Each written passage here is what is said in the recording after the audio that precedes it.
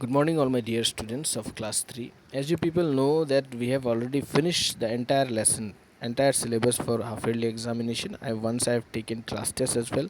I know you people are going good, and you people are doing your best to acquire good marks in the exam. Just go through the classwork section, whatever I have uploaded, just go through them.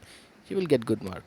You have to concentrate in the pronunciation and your handwriting. You must write it properly, because nowadays you have to click the images, then you have to convert it in the PDF file, then you have to submit your answer sheet. And if your handwriting is not good, so it is not possible for us as a teacher to understand what you have written. So you have to go through it properly, you have to write it nicely. Okay, so as you people know that we have finished the syllabus, so we have started revision. सो आज हम जो revision करेंगे उस part का नाम है विपरीतार्थक शब्द, मतलब विलोम शब्द भी जिसे कहते हैं, अंग्रेजी में ऑपोजिट वर्ड्स या फिर एंटोनिम्स भी कहा जाता है। तो इसके बारे में मैंने आपको बताया था, मैंने आपको समझाया था, और क्लास बुक में जो ज़रूरी विपरीतार्थक शब्द है एग्ज़ाम के लिए वो मैंने ऑलरेडी अपलोड कर दिया है। मैं चाहूँगा कि आपसे ये बच्चे उसको अच्छे से देखें और उसको अपने क्लास बुक कॉपी में भी लिखें। तो चलिए हम आज इस पार्ट का रिवीजन शुरू करते हैं।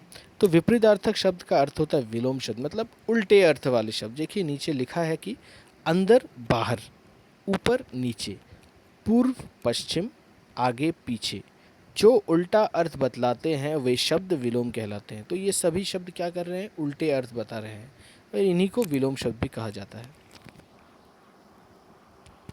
तो देखिए विलोम शब्द की परिभाषा लिखा है कि एक दूसरे का उल्टा अर्थ बताने वाले शब्दों को विपरीतार्थक या विलोम शब्द कहते हैं। मतलब जो एक दूसरे के उल्टे शब्द बताते हैं, उल्टे अर्थ बताते हैं, उन्हें विपरीत शब्द कहते हैं। फिर से मैं पढ़ देता हूँ, एक दूसरे का उल्टा अर्थ बताने वाले शब्दों को विपरीतार्थक या विलोम शब्द कहते हैं।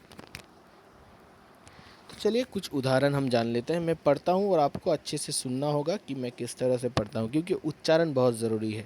सिर्फ कोई भी चीज़ को याद करके उसको लिख लेना ही ज़रूरी नहीं, ये तो ज़रूरी है ही, साथ में इसका करेक्ट प्रोनाउंसिएशन, उच्चारण करना भी ज़रूरी है। अगर आपको किसी भी सब्जेक्ट में उच्चारण करना नहीं आया, तब आपको in higher class you will face lot of difficulties. Okay, so इसीलिए जैसा मैं कहता हूँ कि घर में अच्छे से ज़ोर ज़ोर से उच्चारण करके पढ़िएगा।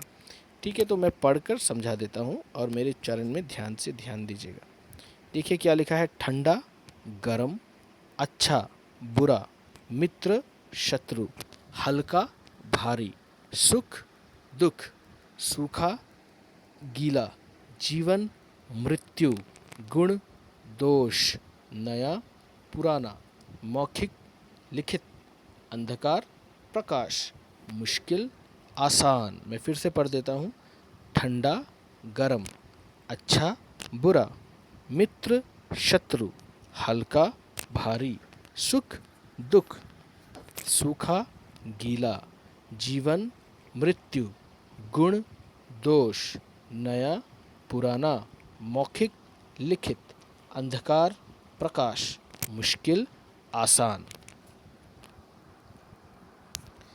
अब चलिए अब हम और कुछ जानते हैं, जैसे प्रश्न, उत्तर, सच्चा, झूठा, अपना, पराया, कम, ज़्यादा, मीठा, कड़वा, खट्टा, गंदा, साफ। तो देखिए मीठा में कड़वा और खट्टा दो दिया हुआ है, दोनों आपको नहीं सीखना है, बल्कि इनमें से कोई एक सीखना है।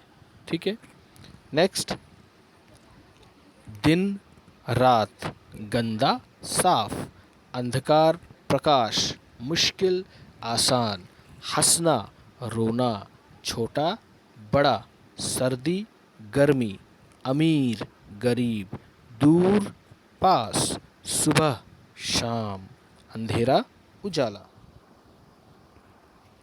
नेक्स्ट देखो क्या है, प्रसन्न, अप्रसन्न, ज्ञान, अज्ञान, रुचि, अरुचि।